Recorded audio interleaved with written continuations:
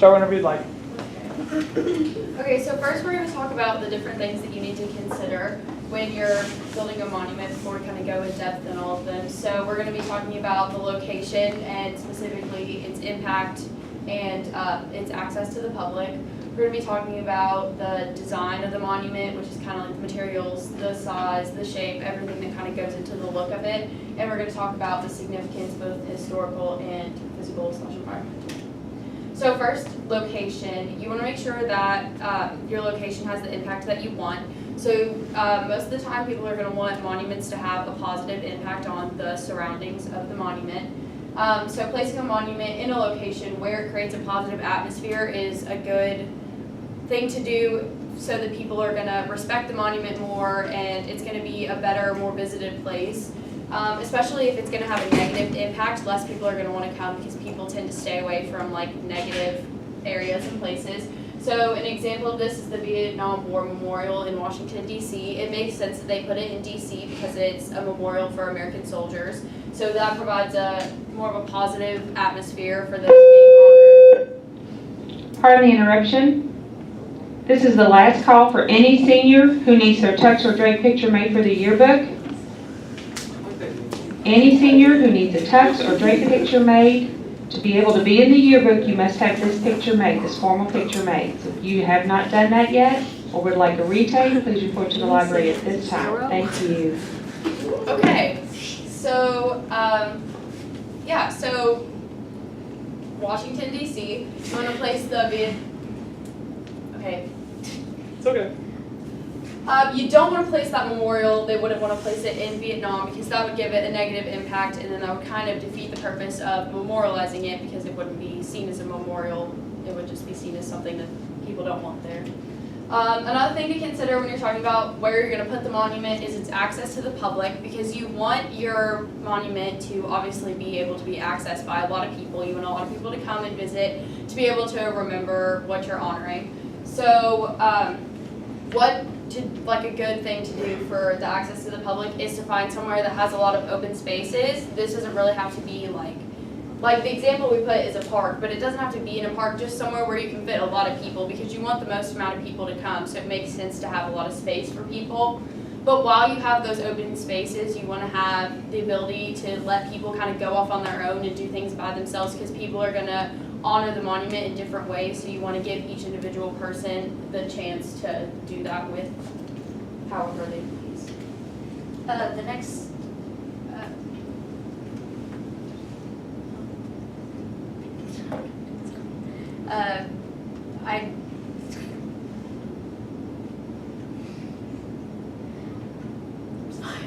It's okay.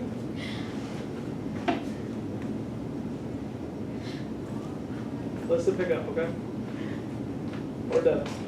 Okay, the design, another thing that's important with the design is the material. So when you're making a monument, you want to make sure that it has the look that you want. So the material and the colors can affect the end result and how people view the monuments. You also want to pick a material that's going to go nicely with its surroundings because you don't want it to look like out of place and like it's not supposed to be there. So example, the Christopher Columbus statue, the way that they did that with surrounding it with a lot of trees and making it very dark, it almost makes it seem like it's not honoring him. It's more of like, it seems like they're honoring like something that's more negative than the positive things that he did because of the dark colors and the way that it just seems kind of gloomy. You also want to make sure with the materials that you do something that's durable because you don't want, if you're going to take the time to build the monument and you see this, whatever you're memorializing, if you see that as important enough to build a monument about it, you want to make sure that you choose materials that are going to help it last longer. You also want to focus on the size of it. So the importance of the monument can help determine the size of the monument.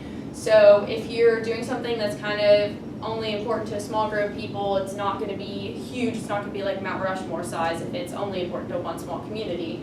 But if you're honoring something that's important to a whole country, then you have something like Mount Rushmore. You also want to take into consideration how many people are going to see the monument, because if not a lot of people are going to come to it, then there's no point in spending a lot of money on materials to make it huge if there's really it's not going to have as big of an effect. And then lastly, you want to talk about the shape. So you want to take into consideration what you're going to do with the monument, with the shape needs to complement that. So for example, the Vietnam War Memorial, if that memorial was very tall and you wouldn't be able to see all the names on the top, and because they want to equally honor each names, it's very good that they did it shorter and longer because that gives a person an opportunity to really like honor each individual thing. Okay, so another thing we thought was important in considering building a monument was whether or not the monument is relevant in history. Like, because people only visit the person or the event if they thought it was important in their society or if they made a big impact.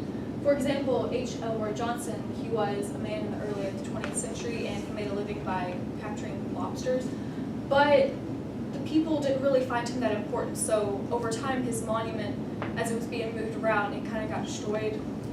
So that shows that it wasn't that important. Also, if it has no historical significance, it serves no educational purpose because a person or event does not represent anything that people can learn from, and it's also a waste of money and space. Significance for physical environmental, we have to consider the importance of the monument and the environment around it, because monuments should be placed where the surrounding environment coexists with the meaning of the monument. This also ties into location. Example, placing a historical event regarding a rural community in an urban city doesn't really fit. Also, we have to consider that the environment shouldn't deteriorate the monument. This also ties into materials. So we have to make sure that the weather or anything like that doesn't wear down the material of the monument. That's it. All right, thank you very much. Jerry, please take the floor.